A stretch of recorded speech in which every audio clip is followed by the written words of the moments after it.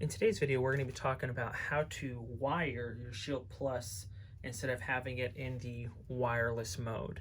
So the Shield set for right now, it is set to a wireless mode function. And the way you open the Shield, you see here there's a lock symbol and an unlock symbol with this little line notch on the bottom. You twist and it will unlock. You pull this bottom plate away and it opens up the settings for the Shield. So we have our code set to A and B, which is fine, but you may have to change it depending on if you have different pets with different privileges. This is your frequency set to 7 or 10K, and then this is your rate. The rate is how often the signal pulses from the Shield, 1 being less frequently, 3 being more frequently. So if you have a pet that tends to like to test the signal field a lot, you may have to leave this up to a 3. But if you have the type of pet that they get 1 or 2 corrections and they know it's there and they never test it again, you can leave it on a 1. It will also, the higher your rate is how often your battery is going to consume more or less battery. So now when you're going to wire up your Shield, the reason you need to open this up here, most of these settings should be already set and you don't have to mess with them. The only thing you're going to have to change is this switch here at the bottom. You'll see it says INT and EXT. INT meaning internal, EXT meaning external.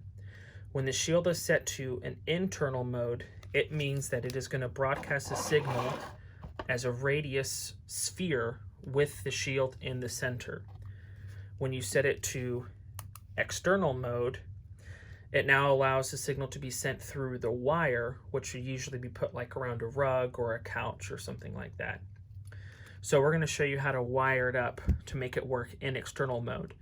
Now, 2 things are very important. If you have it set to external mode, nothing will broadcast from this coil here. Only the internal signal will broadcast from this coil. In order for the external signal to broadcast, you have to put wire connected to these 2 screws here, which feeds through these contact points here and connects to these 2 contact points here to produce a signal field around the wire. So we're going to put this back on, make sure it's locked. There is only one way it can go. So if you put it in the wrong way, you won't see the line matched up with the unlock or lock symbol, and you'll most likely have a gap somewhere around the seam. So what we're going to do is you're going to take some wire. This type, for example, we're just going to use this as a demonstration for the loop. Your wire is probably going to be much longer than this. But what you'll do is you'll take the 2 ends of the wire and you'll strip the ends off.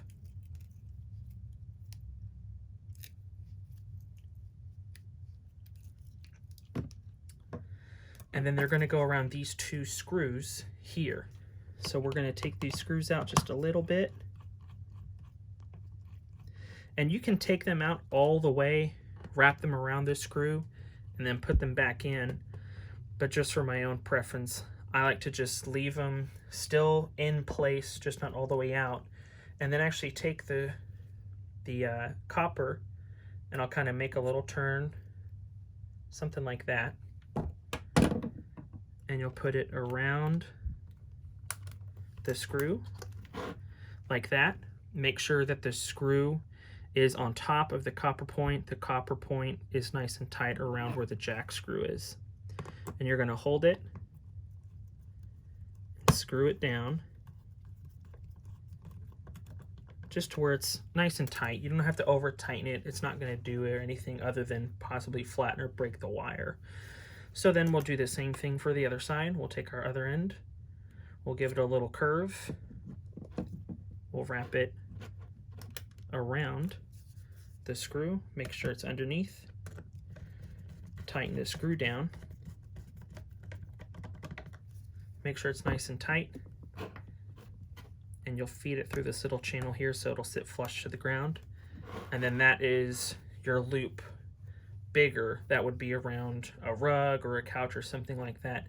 And now the Shield will work feeding off of this wire, whatever you have around, versus emitting from the Shield itself.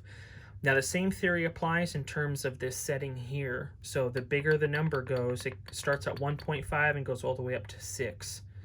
That is just how big the signal field is going to be around the wire.